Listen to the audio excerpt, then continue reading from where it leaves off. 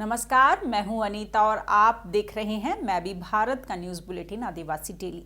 आज के बुलेटिन में आपको दिखाएंगे नागालैंड में स्थानीय निकाय चुनाव में महिलाओं को मिलेगा 33% आरक्षण। महाराष्ट्र में एसटी के लिए पीएम आवास की घोषणा, धनगर समुदाय को बड़ा लाभ।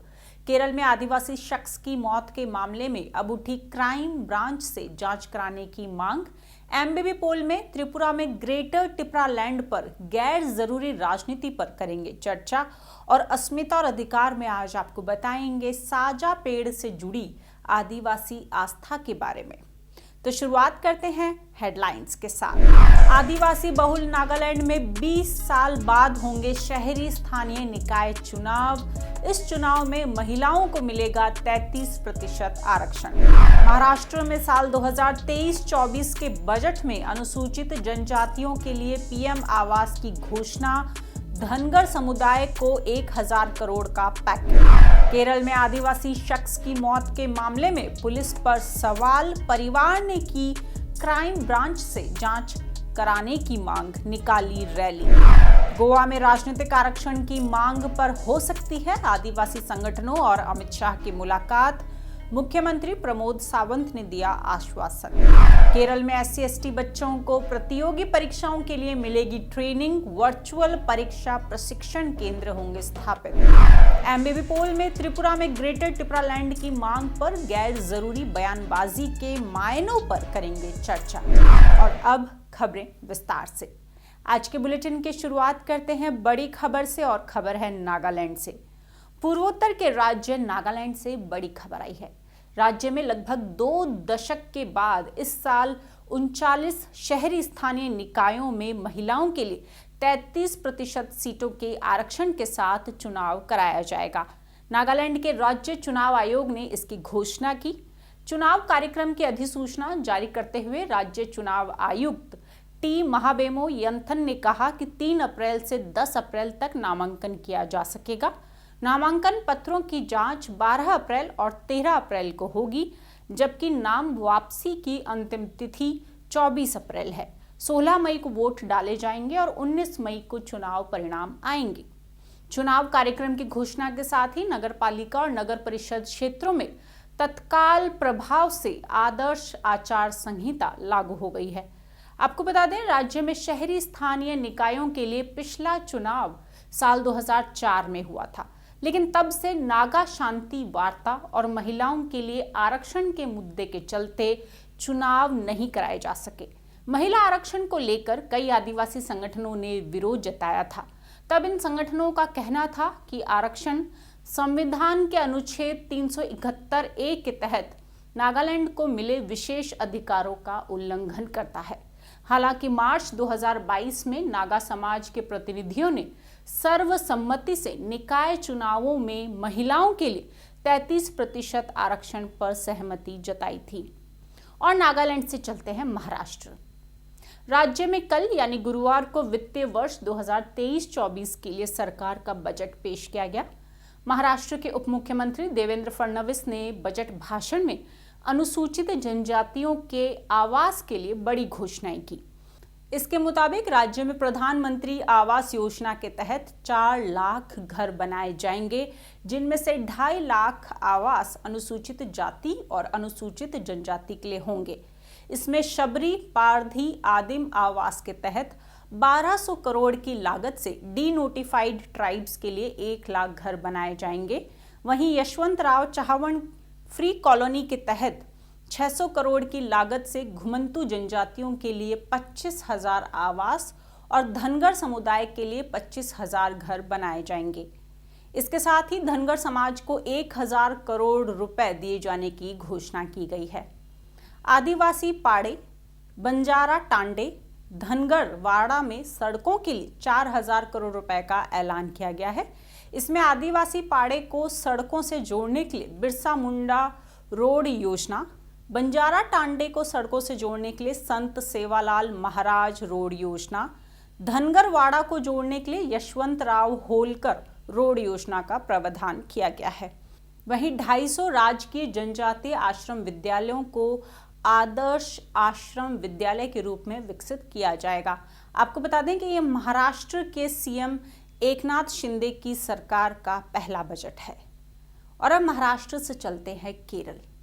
केरल में कोझिकोड मेडिकल कॉलेज के परिसर में फांसी पर लटके पाए गए आदिवासी युवक विश्वनाथन के परिवार ने चल रही पुलिस की जांच पर सवाल उठा दिए हैं। परिवार ने इस मामले को अब क्राइम ब्रांच को सौंपने की मांग की है। विश्वनाथन के परिवार ने मंत्री के राधाकृष्णन से यह अनुरोध किया। परिवार ने ये मांग तब की जब के राधाकृष्णन राज्य सरकार द्वारा घोषित 2 लाख रुपए की अनुग्रह राशि देने के लिए आदिवासी युवक के घर पहुंचे थे।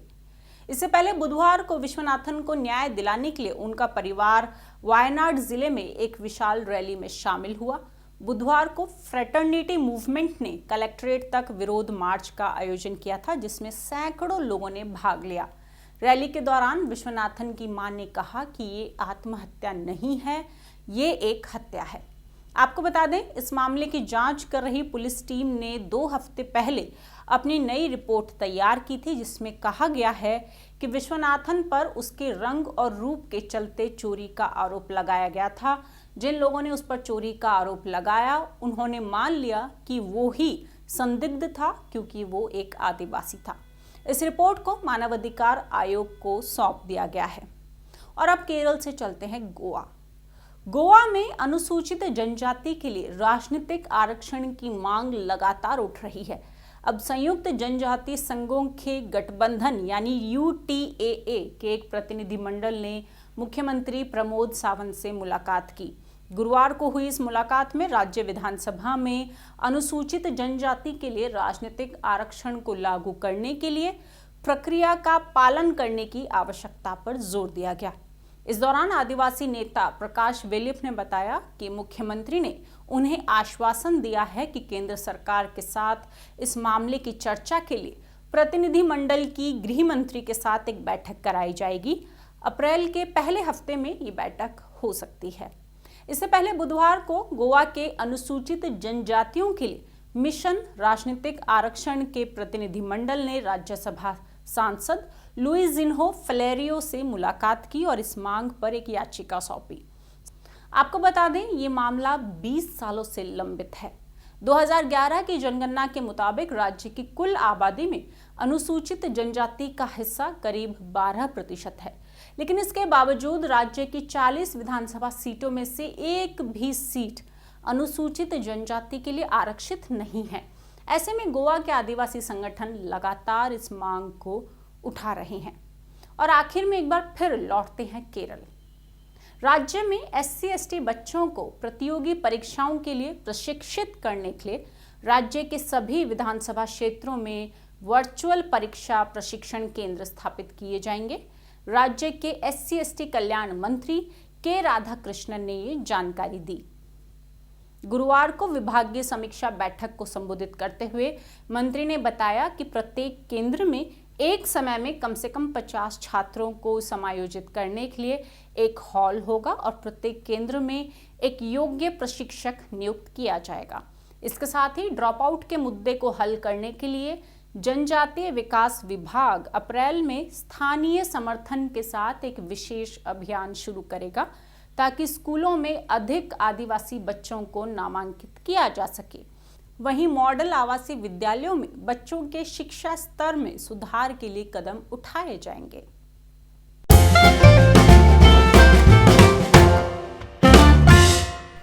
अपने दूसरे सेगमेंट एमबीबी पोल में आज हमने मैं भी भारत के YouTube चैनल पर आपसे एक सवाल किया था। वो सवाल था, गृह मंत्री अमित शाह और टिपरामोथा के नेता प्रद्युत किशोर माणिक्य के बीच बैठक में हुई बातचीत के बाद त्रिपुरा के मुख्यमंत्री माणिक साहा का टिपरालैंड की मांग पर किसी बातचीत की खबर को खारिज करना गैर जरूरी था। उन्हें इस बयान से बचना चाहिए था। आप क्या समझते हैं? इस सवाल के जवाब में सबसे ज्यादा यानी 65% लोगों ने माना कि माणिक साहा ने सच बोला है, जबकि 26% के मुताबिक मुख्यमंत्री का बयान राज्य में तनाव पैदा कर सकता है। वहीं 9% ने पता नहीं का ऑप्शन चुना। लेकिन हमने ये सवाल क्यों पूछा था?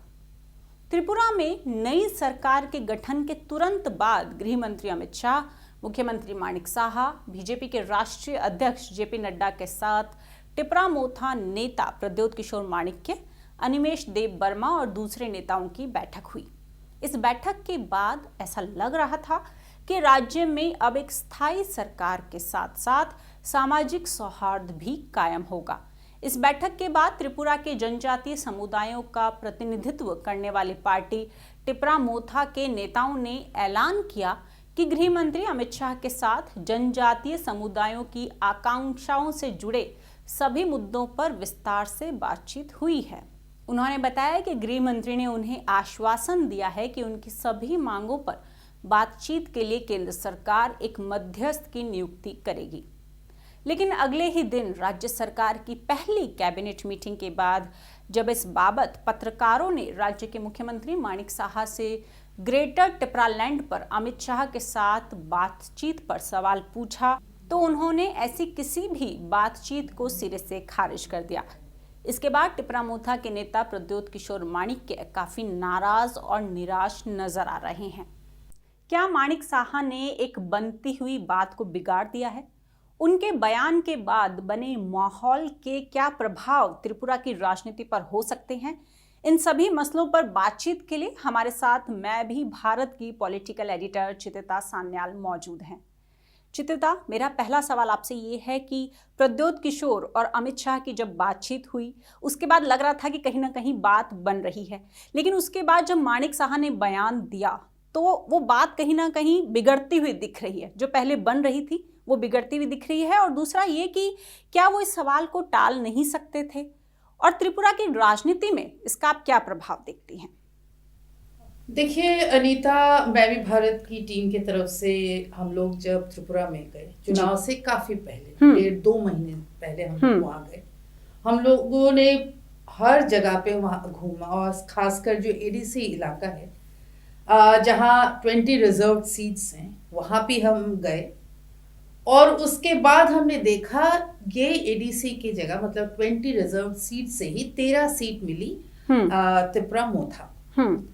त्रिपुरा मोथा के समर्थन में हमने जिस तरह का इन इलाकों में एक वेव देखा था उस पे समझ में आ रहा था कि त्रिपुरा मोथा ने जो एक स्लोगन दिया है या जो डिमांड रखी है ग्रेटर टिपरालैंड की, वो कहीं ना कहीं वहाँ के लोगों या जनजाति जो हैं त्रिपुरा की उनके दिल को छू गई। और पूरे जनजाति इलाकों में हमने देखा कि लोग पागलों की तरह त्रिपुरा मोथा के लिए हैं, उनके समर्थन में हैं, क्योंकि उनके दिमाग में ये बात जरूर आई थी कि त्रिपुरा मोथा अगर सरकार बना पाए तो उनको एक दिन में ही एक ग्रेटर टिपरालैंड या एक अलग राज्य उनको मिल जाएगा। अब ये बात एज अ जर्नलिस्ट हम लोग जब जाते हैं तो हमें समझ में आती है कि ये बात जरूर है कि वहाँ के जनजाति इलाकों में डेवलपमेंट ज्यादा नहीं है, वहाँ डेवलपमेंट की जरूरत भी है, चाहे वो रास्ते हो, पीने का पानी हो, क्या पूरे एक डेवलपमेंट का जो है वो वहाँ पे दिखाई उतना नहीं देता है। किसी भी राज्य में हम जब जाते हैं तो जनजाति इलाके जो होते हैं वो मेन स्ट्रीम से कहीं बहुत पीछे या पिछड़े हुए इलाके होते हैं। त्रिपुरा में भी कुछ अलग नहीं था। उनके वहां पे डेवलपमेंट एक मसला है, वहां डेवलपमेंट होनी भी चाहिए, पर टिपरालैंड ग्रेटर टिपरालैंड मिल जाएगी और इसी वजह से वहां डेवलपमेंट है, ये नहीं हो सकता और ये एक दिन में होने वाली बात भी नहीं। बिल्कुल हमने देखा है ऐसा नहीं है कि छोटे राज्य बने नहीं। झारखंड बिहार से कट के जनजातियों के लिए झारखंड बनी, मध्य प्रदेश से छत्तीसगढ़ बनी, उत्तर भारत से उत्तराखंड बनी, पर कहीं ऐसा नजर नहीं आता है कि छोटे राज्य बनने से वहां के जनजाति के लोगों के एक बहुत बड़ा एक चेंज आया है, ऐसा नहीं है। तो छोटे राज्य बनने से ही आदिवासी और जनजातियों के जिंदगी में एक बहुत बड़ा चेंज आएगा, ऐसा नहीं होता है। मेरे ख्याल से ये बात त्रिपुरा मोथा के जो चेयरपर्सन है प्रद्योत किशोर माणिक्य, उनको भी बहुत अच्छी तरह से पता है। जैसे कि चुनाव से पहले और चुनाव के दौरान हमने देखा जो ऑपोजिशन पार्टीज थी, जैसे बीजेपी हो या लेफ्ट या कांग्रेस हो, उन्होंने प्रद्युत किशोर मानिकर की ये जो स्लोगन है, ये जो डिमांड है, इसको एक पोल गिमिक बताया कि उन्होंने ये मुद्दा छेड़ा क्योंकि तिपरासा या जनजाति के लोग वोट दे उनको, इसी वजह से उन्होंने एक सपना दिखाया। ये ऑपोजिशन का कहना था। बिल्कुल। अब जब हम देख रहे हैं कि चुनाव हो गए हैं और तिपरा मोथा को इन्हीं इलाकों में, एडीसी इलाके या जो 20 रिजर्व सीट है उनमें से 13 सीटें मिली हैं, तो इन्होंने अपनी डिमांड रखी है बीजेपी के सामने। आज जब बीजेपी के तरफ से, खासकर सेंट्रल गवर्नमेंट के तरफ से होम मिनिस्टर अमित शाह जी के अलग से बैठक होती है, तो उस बैठक खत्म होने के बाद हमने क्या देखा? हमने देखा कि तिपरा मोथा के तरफ से प्रेस कॉन्फ्रेंस की गई और उन्होंने ये कहा कि हमारी बातें सुनना पड़ा है, हमने उनको अपनी डिमांड्स बताई है और सेंटर जो है वो राजी हो गई है एक इंटरकुलेटर को भेजने के। अब ये बात जिस तरह से उन्हें रखी कि हमारी डिमांड पे बात हुई है, तो नेचुरली दिमाग में यही बात जाती है कि सेपरेट टिपरा लैंड के बारे में बात होती है। लोगों ने ये माना और हमने देखा कि उसके बाद लगातार लोगों ने लिखना शुरू किया फेसबुक के कि तिपरासा के लोगों के लिए बहुत बड़ी खबर है, उनकी जो लड़ाई थी उनको उनमें कामयाबी मिली।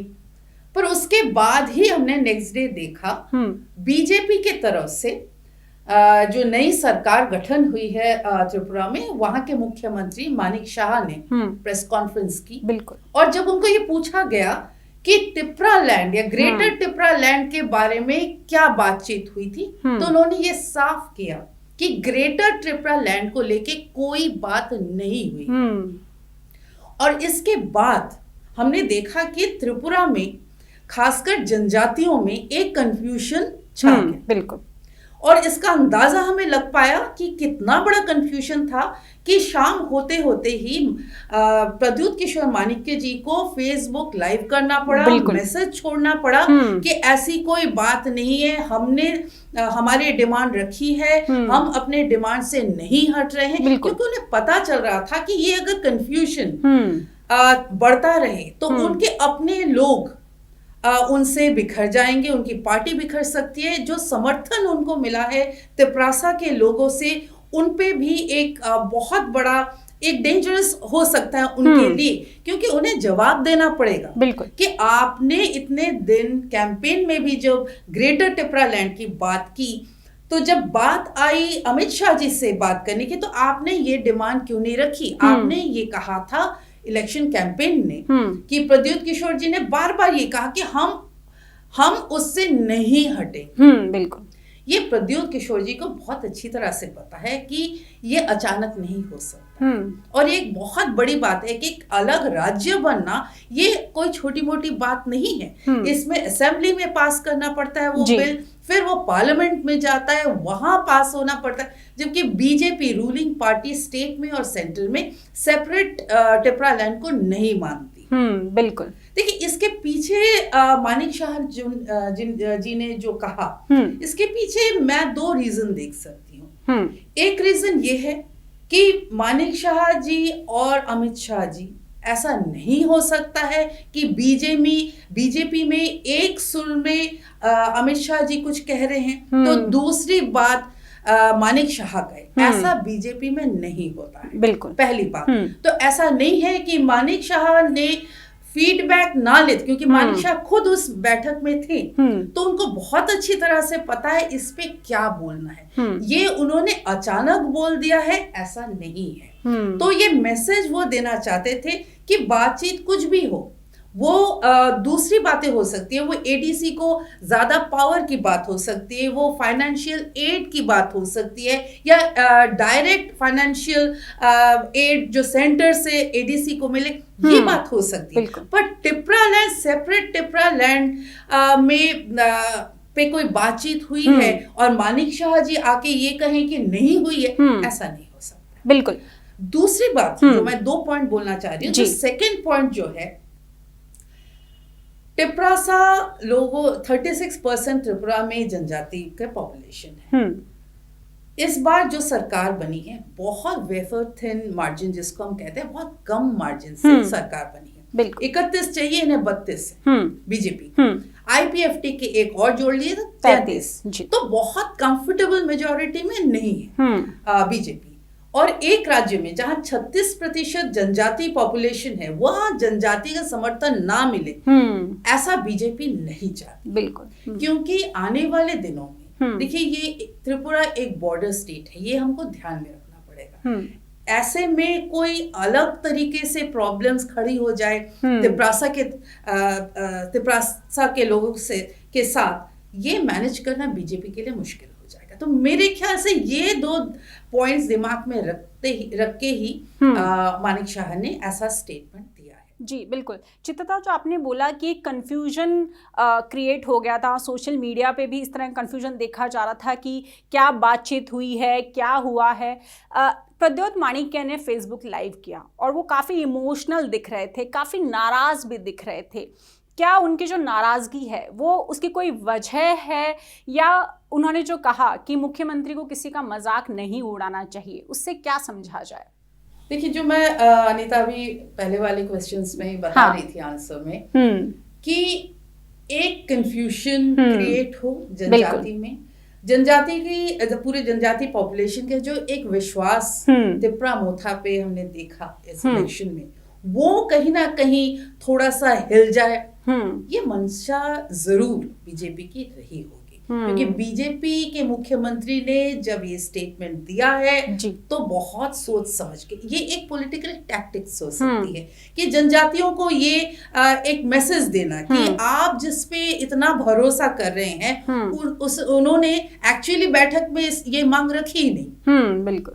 तो ये कंफ्यूजन क्रिएट करना शायद एक एंगल हो सकता है बीजेपी का, और मेरे ख्याल से उसमें वो कामयाब भी रहे, क्योंकि ये मैसेज देने के बाद ही प्रद्युत किशोर मानिक्य को जिस तरह से एक इमोशनल, एक बहुत दिल से वो कह रहे हैं, जिस तरह का आउटबर्स्ट हमने देखा फेसबुक पे, तो उससे ये पता चल रहा था कि कहीं ना कहीं प्रद्युत किशोर मानिक्य को उनको ये लगा कि अपने सपोर्टर्स को ये मैसेज जरूरी और बहुत जल्दी देना चाहिए कि घबराइए मत, बिल्कुल हम लोगों ने आपको जो प्रॉमिस किया था वो हम उसी पे काम कर रहे हैं, उसी पे हम आगे बढ़ रहे हैं। और इसे बार बार आज भी आप अगर देखेंगे फेसबुक पे भरा हुआ है इसी बात को लेके कि भाई ऐसा नहीं है कि सिर्फ वोट लेने के लिए हमने ये नारा ये डिमांड रखी थी, ये डिमांड हम मानते हैं और इस डिमांड को आगे लेके हम चल रहे हैं। इसीलिए बहुत इंपॉर्टेंट ये बैठक हुई और हमारी बात मानी, इसीलिए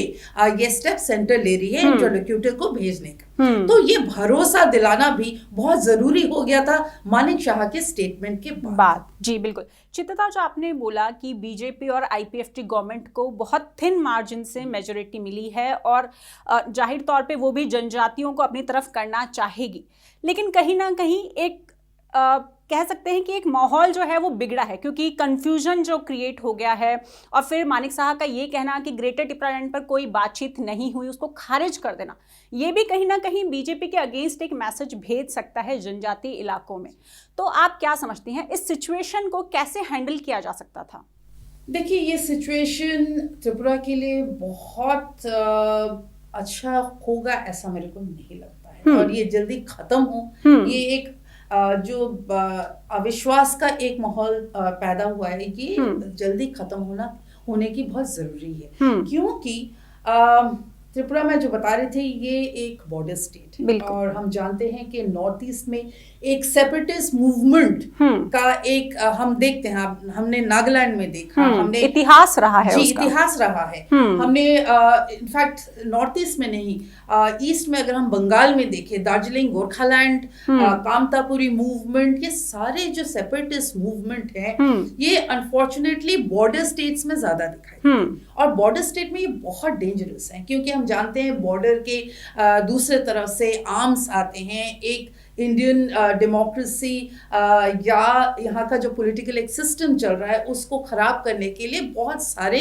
ग्रुप्स हैं जो काम कर रहे हैं। ऐसे में त्रिपुरा एक बॉर्डर स्टेट होते हुए यहाँ की जनजाति अगर इनमें इस तरह के एक सेपरेटिस्ट मूवमेंट उभर के आ जाए तो ये बहुत खतरनाक होगा, सिर्फ त्रिपुरा के लिए नहीं, पूरे देश के लिए। और यही वजह है कोई भी नेशनल पार्टी नहीं चाहती है कि बॉर्डर स्टेट्स में इस तरह के छोटे स्टेट्स बने, इस तरह के सेपरेटिस्ट मूवमेंट और बढ़े। हमने देखा है नागालैंड, सबसे बड़ी बात है नागालैंड के सेपरेटिस्ट लीडर्स के साथ क्यों सेंटर बार बार बैठ के बैठक करती है। हमने दिल्ली में कई बैठकें उनके होती रहती है। वजह यही है कि कोई भी सेपरेटिस्ट मूवमेंट देश के लिए ठीक नहीं रहेगा, खासकर इन बॉर्डर स्टेट्स में। तो यही बात है कि इनको बार बार डायलॉग के साथ उन राज्यों में शांति लाने की जरूरत महसूस होती है सेंटर को, तभी ऐसा होता है। और इस तरह का जो त्रिपुरा में हमने देखा कि एक अविश्वास का एक माहौल पैदा हुआ है,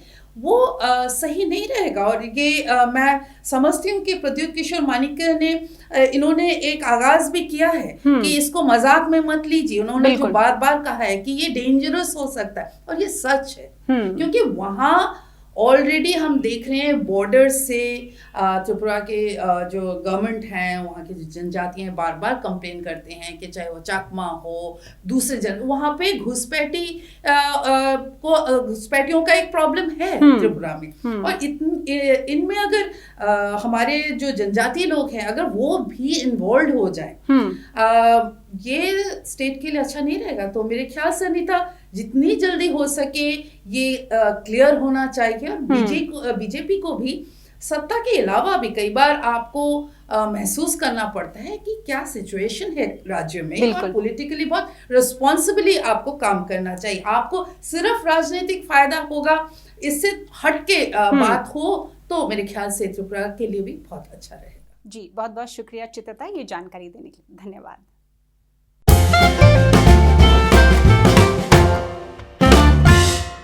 अपने तीसरे और आखिरी सेगमेंट अस्मिता और अधिकार में आज आपको बताएंगे साजा के पेड़ के बारे में। साजा का पेड़ आदिवासी धार्मिक मान्यता से जुड़ा है। बस्तर के गोंड आदिवासी इस पेड़ की पूजा करते हैं। आकार में ये वृक्ष 10 से 15 मीटर तक ऊंचा और घना छायादार होता है। इसके फूल सफेद रंग के छोटे छोटे गुच्छों में लगते हैं। इसके पत्ते सामान्य से कुछ लंबे और चौड़े होते हैं। गोंड आदिवासी इस पेड़ में उनके सर्वोच्च देवता यानी बड़ा देव का वास मानते हैं।